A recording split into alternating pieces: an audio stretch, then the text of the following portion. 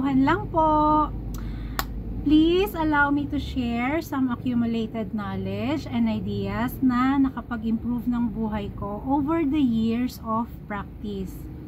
Dito sa video na ito, introduce ko ang salitang balance.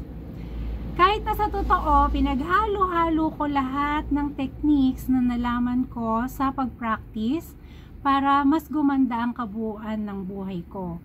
Pero kahit na halo-halo siya, nilagay ko pa rin si word na balance. Kailangan nasa balance palagi ang buhay. Ang word or salitang balance ang babalik-balikan natin palagi. Pero syempre, marami pang ibang salita na matatouch natin para dumikit sa subconscious natin yung tinuturo ko. Pero ito kasi yung word na nakita kong sagot sa lahat ng tanong at sagot sa lahat ng sitwasyon na naobserbahan ko. Pero sa totoo lang din, actually, lahat naman talaga ng sagot nasa sa atin na. Yun nga lang, madalas na nakakalimutan natin i-apply ang tamang pagkakataon, sa tamang pagkakataon. Kasi nawala nga tayo sa balance, meaning na-shoot tayo sa negativity or na-shoot tayo sa bugso ng damdamin natin na hindi dapat. Usually, kapag nainis or nagagalit tayo, yun yung time na sinasabi kong na out of balance tayo. Okay, to symbolize or para ma-imagine ninyo yung sinasabi kong balance, kung natatandaan ninyo yung math natin nung araw na X and Y axis, yung may positive at saka negative, yung positive papunta sa taas tsaka papunta sa kanan, yung negative papunta sa kaliwa at papunta sa baba. So kung natatandaan nyo yon, yung intersection yun yung dapat na balance, dapat nandoon ka, nandoon yung pakiramdam mo. Anyway, any subject has two sides. Yun nga yung positive at negative. So in the event na mapunta ka sa negative, yun yung ituturo ko or yun yung isi-share ko sa inyo para makabalik sa balance, para ayos pa rin ang buhay. Nakita ko kasi na nakita ko ang big effect ng nasa balance.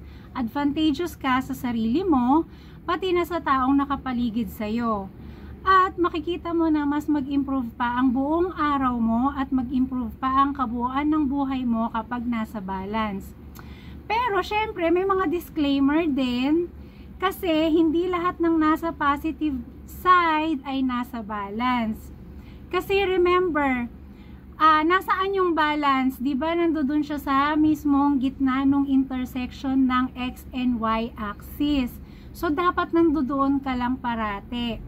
So, bibigyan ko kayo ng example. Medyo ayaw ko itong example na to pero madalas ko na kasi siyang ginagamit sa mga taong kausap ko. At nakita ko na mas gets kaagad nila ito na example.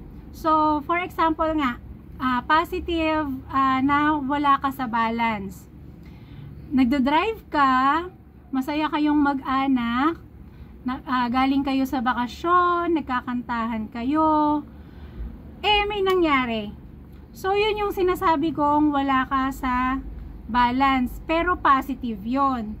Ang example naman ng negative na out of balance, nagdadrive ka, tapos may init ang ulo mo. So may mangyayari pa din na hindi nating inaasahan kapag may mga ganon. So kailangan laging nasa balance talaga. Anyway, pag tagal-tagal ng kwentuhan natin, magets mo rin ang tamang timpla ng balance na sinasabi ko. Hindi kasi kayang ilagay sa iisang video or iisang oras lahat ng technique na ginamit ko ng 30 years na experience ng lahat ng technique na ginamit ko.